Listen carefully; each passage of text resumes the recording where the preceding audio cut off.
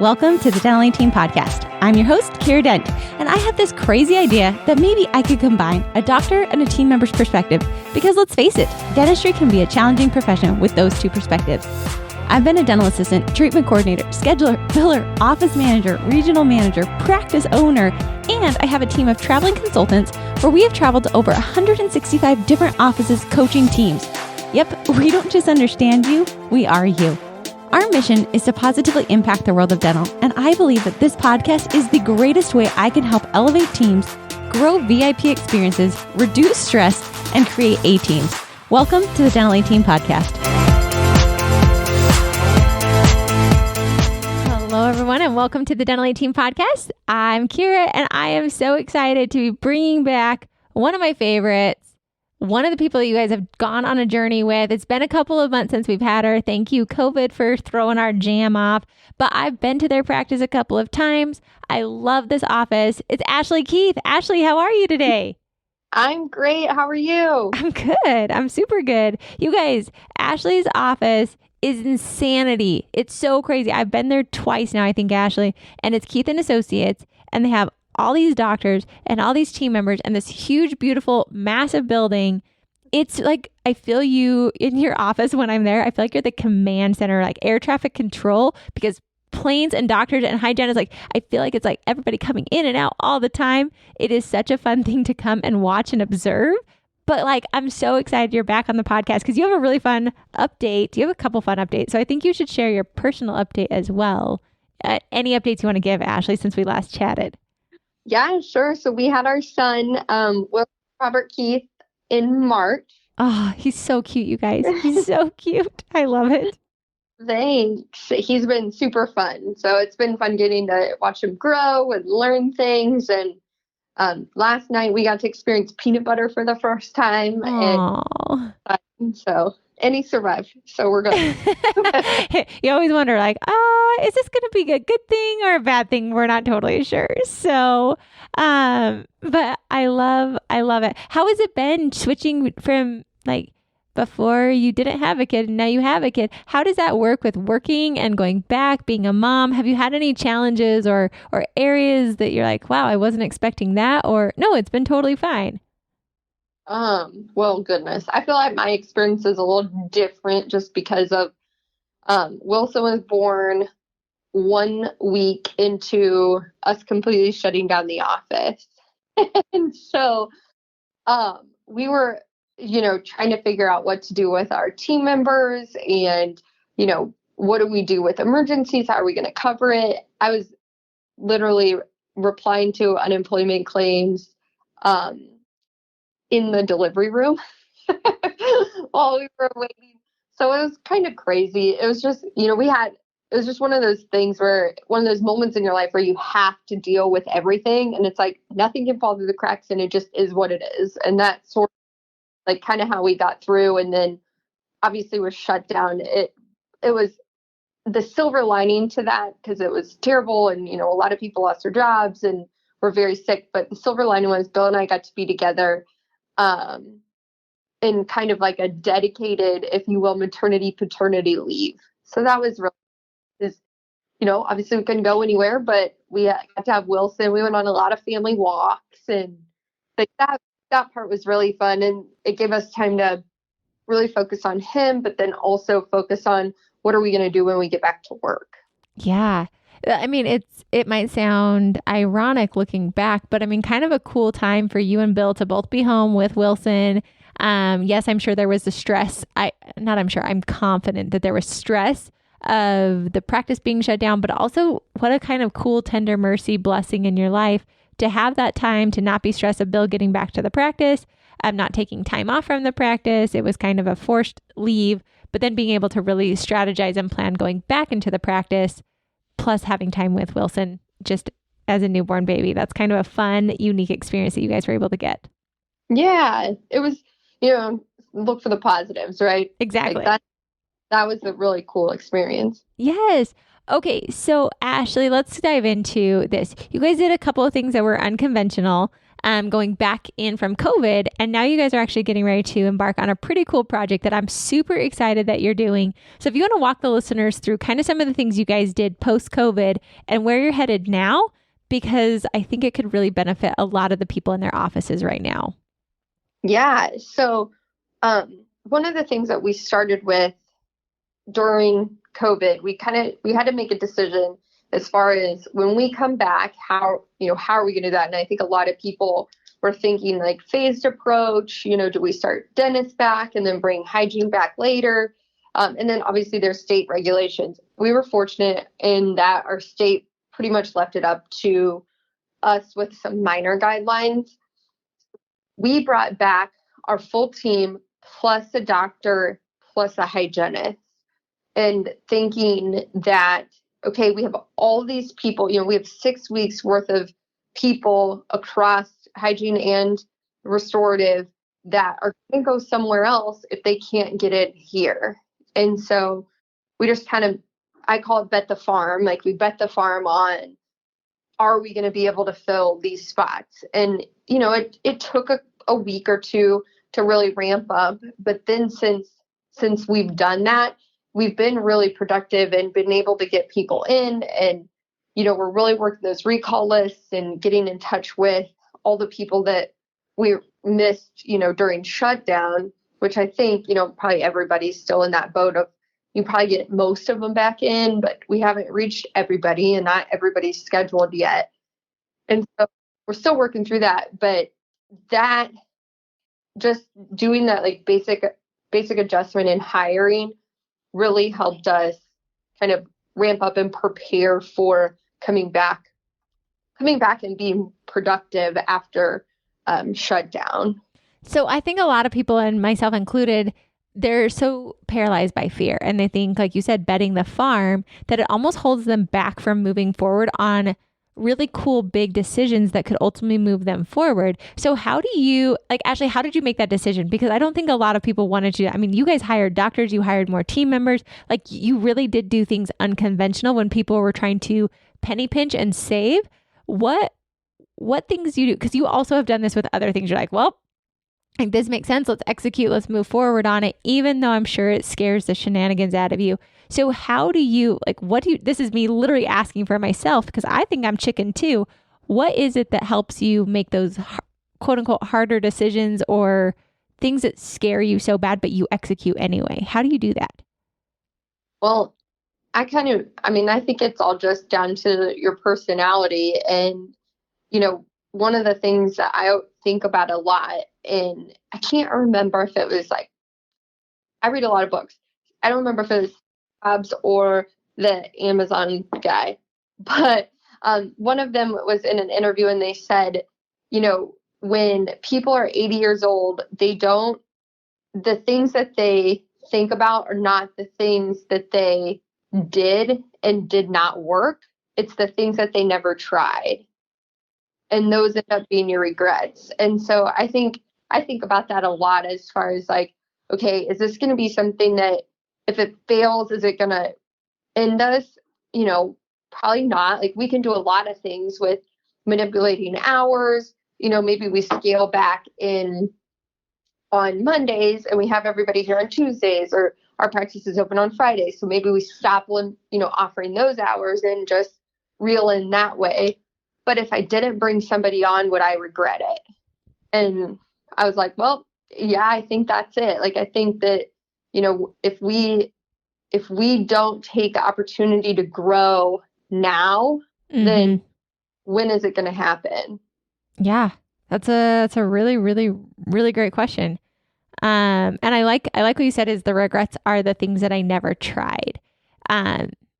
Gosh, you're going to have to look at that book and then send it over to me because I definitely want to read that. I literally scribbled down notes look into Amazon, look into Google. She doesn't know which one, and then wrote your name. So, okay, that's helpful to know because I think I sometimes sit here so much. And there's a quote I'm obsessed with, and I don't know who it is. I heard it at an event, and they said more is lost through indecision than a wrong decision. And that's one that I'm just all right, Kiera Dent, make the decision, move forward.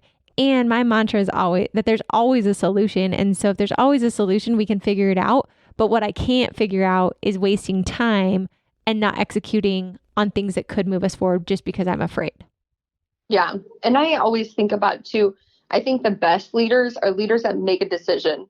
Doesn't matter if it is a good decision or a bad decision at the time. It's the people who make a decision and move forward and then can pivot when needed. And that like Bill and I tried really hard to always think about that as we're working. And it's like, okay, we're going to come back to work. There's a lot of people who need dental help because we've been shut down 6 weeks. And the people that we were supposed to see are probably going to be in a worse off shape. Hopefully not, but we've seen it than they were.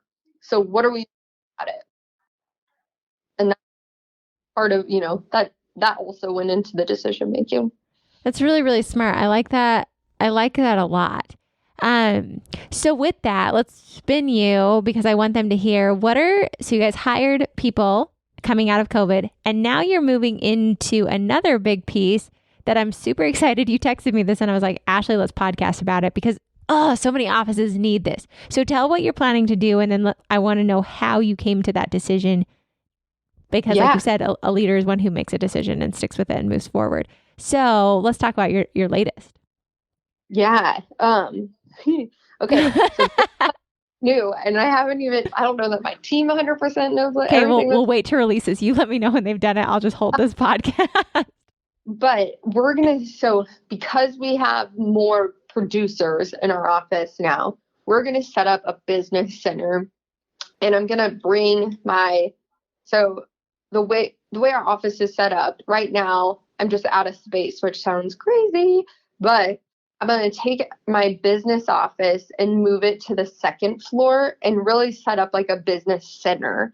And it's going to be comprised of my 2 phone people. So I call it phone 1 and phone 2, and I call them communication coordinators. And then it's going to also involve my insurance and billing people. So I have 3 team members that work in that I call my business center. So we're really just setting this whole thing up as sort of a business center, call center, however you want to think about it. But my thought process is I've got more producers now than I've ever had before. I've got to centralize these people in a way that they can execute the job that they need to, whether it's, answering the phone, calling people back. And they need to be able to work together in a space where, it's like, hey, I just processed this insurance claim. There's a balance, billing coordinator role with it. Mm-hmm, and so they're just much more coordinated. It's a team effort. Mm-hmm. Smart. And I like that. And I like that you have them designated out to phone 1, phone 2, what people are doing, because I think one of the biggest problems dental offices run into, myself included in my own business, so there's no judgment here, is not having clarity of who's doing what. And Ashley, I know if you guys didn't hear Ashley's podcast from a while ago, we'll make sure we link them in the show notes. But Ashley, you have unraveled your front desk since taking over. You didn't come from dentistry. You're married to Bill, the owner. So you're coming in with no dental experience, unraveling, as you call it, the ball of yarn. And so what I love is this is your next piece of seeing, hey, we need to have specific responsibilities, and you're moving that to another floor. Guess what's back, you guys? Women Dentists Connect. Yes, Dr. Summer Casmel and myself are putting on our first ever virtual event. We did it last year. We had raving fans, and due to COVID-19, we decided we're going to continue on. So mark your calendars, November 13th and 14th. All women in dentistry. We don't care who you are. If you're a doctor, a treatment coordinator, scheduler, biller, office manager, spouse, we want all females to come with us to Women Dentists Connect. So pop on over to our website, womendentistconnect.com. Tickets are on sale right now. And we even did a thing where it's your entire team can actually come We want all of you to come. It's going to be CE. We're going to talk about mom guilt, how to run a successful business. We're having an incredible speaker lineup with Dr. Mark Costas. He's our only male cameo. We're having Desiree Yazdan on social media marketing, Aaron Elliott, who's talking about sleep apnea. We're also bringing on Dr. Amanda Wilson to talk about ortho. And of course, Dr. Summer Casmel and myself will be there talking about how to hold your team accountable, how to run effective meetings. So don't wait. Get on over to womendentistconnect.com. I'll see you guys November 13th and 14th. So go on. Tell more where you're at. Yeah. So this is really, I call these like my behind the scenes people. And we're literally take them off the dental office floor down to a business center.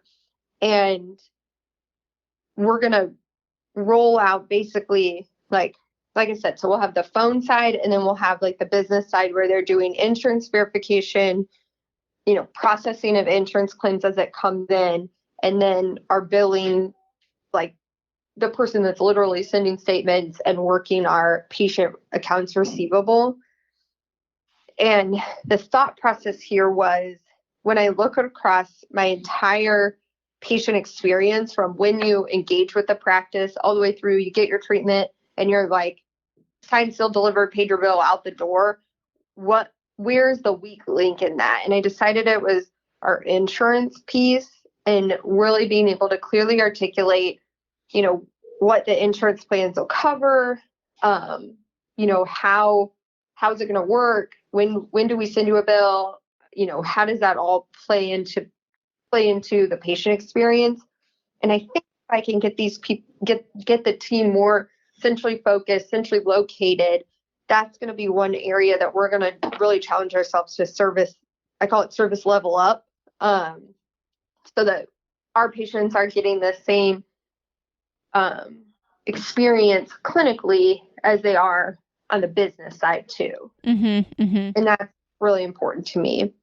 Yeah, for sure. Well, and I have used your phrase so many times where I say a 5-star patient experience and a 5-star employee experience. And that's one of my biggest takeaways from the podcast we've done, from you as a person, is making sure that both sides, it's not just one or the other, really.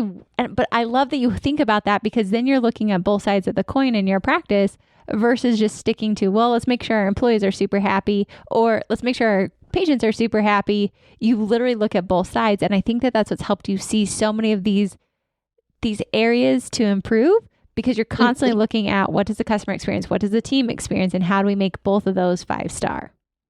Yeah, no, I think that's all really important. And then the next layer to this, so once I get everything split out, I'll go through and kind of assign the tasks as best I can, as best I know of what needs to go into it. And then the team will help me. But then the layer to that is, I call it accountability sheets. I'm not sure what you guys call it, but it's literally like, here's my checklist. Here's what I've done for the day. Here's what I'm responsible for. And then we have the team, and everybody has different ones. So even assistants have their own thing. And my front desk that deals with patients, they have theirs, and theirs is way more defined and rolled out, laid out than what the call center will be. But here's the things that I'm responsible for every day. And they have to sign off and turn in a sheet to the office manager that they've completed it every day. And once you find that rhythm, then I think offices will realize, like, hey, like, you're not going to, like, things don't fall through the cracks as much. That's sort of the big goal here with this business center is, once we get it set, we have to get the technology downstairs, get the desk, literally get the people there. Then it's that accountability layer. Yes, for sure. And that accountability layer, I think, is so crucial, because so often people roll out a plan without the accountability, or they think through a lot of the details, but they don't think, how can we keep this accountable? How can we make this happen? How are we going to ensure that this isn't just a like one and done or a 3-month fad? Like, how do we make sure that this actually is going to execute? So I really love the accountability of checking off what they're doing every day. And also that it helps you see what's taking up their time. Where could you add more? Where could you take away? because you'll see patterns because you're not living in it day to day. Yeah. And that's one of the things probably, I don't remember if it was our first office visit or a second office visit with you, that really like stuck with me is like, let's fix this for forever. Like, we're not going to go address this again. So when I started thinking through a call center, I was like, what are our problems? It's that we miss phone calls all the time because I have one dedicated phone person and I've got one person who's second phone ring, but also responsible for patient AR. And with 6 doctors and 11 hygienists, that's just not realistic. Like, the amount of phone calls coming into our office is like, that's just not, the workload isn't balanced there. Mm-hmm. And so it's like, okay, I know I need that. And then this whole service thing, like I was talking about, like, I just don't think on our business side, we're as strong in delivering the patient experience that we need to. And I think if we can go, break it out, break it down, and then add the accountability layer to it, my hope is, and the goal is to sort of fix that problem for forever. Yes. Yes. And what you just said of fixing it forever, I love that was something that when I was in your practice, and you guys, that's one of the benefits of consultants coming to your practice is we see things, we say things, things that I can't see virtually. But I remember saying that because I'm like, no, we are not coming back to this issue in 4 months. I don't want this to loop up. You guys had told me before you'd had consultants come in and the same issues would exist later. And I thought we've got to change that model because the team has figured out, hey, this is just the flavor of a couple of weeks. So let's try this for a few months. And if we don't like it, we can push back. And it was, no, let's create a solution to solve this forever. So I love that you, Ashley, as the leader, the person who's making decisions has that mentality. And I think so many leaders and people listening today, like, take Ashley's mentality of solve this forever, solve it forever. Think of how can you solve missed calls forever. That is a huge problem. I was talking to an office, I think my call was yesterday with them. They have a huge practice. Ashley, they're just like you guys. Big practice, missed calls. And they called me to have a conversation about, hey, we have so many people that we're hiring in the front desk. Do you think that we are fully staffed? They have 2 checkout people. They have 2 check-in people. They have 3 doctors running. They have 10 hygienists running. And I thought my actual question to the person who was talking to me, they have 2 people in billing. And they said, do you think we're fully staffed? And my exact question was, who's going to answer your phones? And who's doing your insurance verification?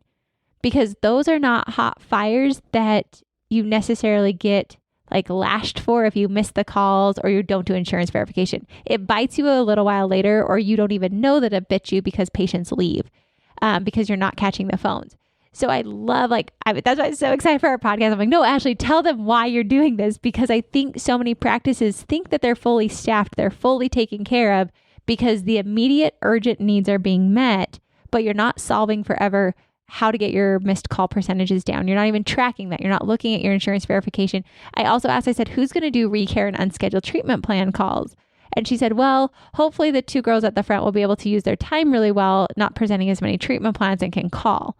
And I thought that is already setting you guys up for failure, because the reality is that is the last thing as a treatment coordinator that I'm actually looking at. That's when like the patient schedule falls apart and I have an hour of downtime that I remember to make those calls. But usually especially in a busy practice like you guys, Ashley, you're cranking treatment plans all day long. You're following up with those people that you've seen, that all the people who happen to fall through the cracks, who's calling them? That's a huge, we're talking thousands and thousands and thousands of dollars of opportunity just by not doing that. Mm-hmm. And I will be the testament, like, other people need to learn from our office, because I have 4 people at my front desk, check in, and essentially 2 treatment coordinators and a check out, we'll call it. And I thought, okay, my treatment coordinators, they can do treatment presentations, be backup checkout, and then, every hour they should have downtime to be able to make recalls and unscheduled treatment calls. And that just doesn't work. They get on the phone, then you have multiple people checking out. So then your people in the office, your patients, are waiting for them to finish their phone call, which is terrible. Or they're really good at unscheduled treatment because they know, as treatment coordinators, obviously, what's been scheduled, what hasn't, and they kind of have in their head where to go if something falls off the schedule. Like, oh, I talked to Kiera yesterday about these fillings. Like, let's go call her and see if she can come in. But as far as hygiene goes, they're just not thinking about it all the time. It's not their main job. And so therefore it never got done.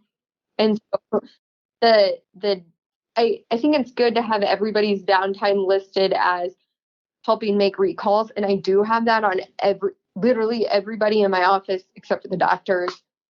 But assistants, hygiene assistants, if you have downtime, you're supposed to be helping the admin team make recalls, because I think that it's important that everybody works on that, but it needs to be a focus and somebody's dedicated job.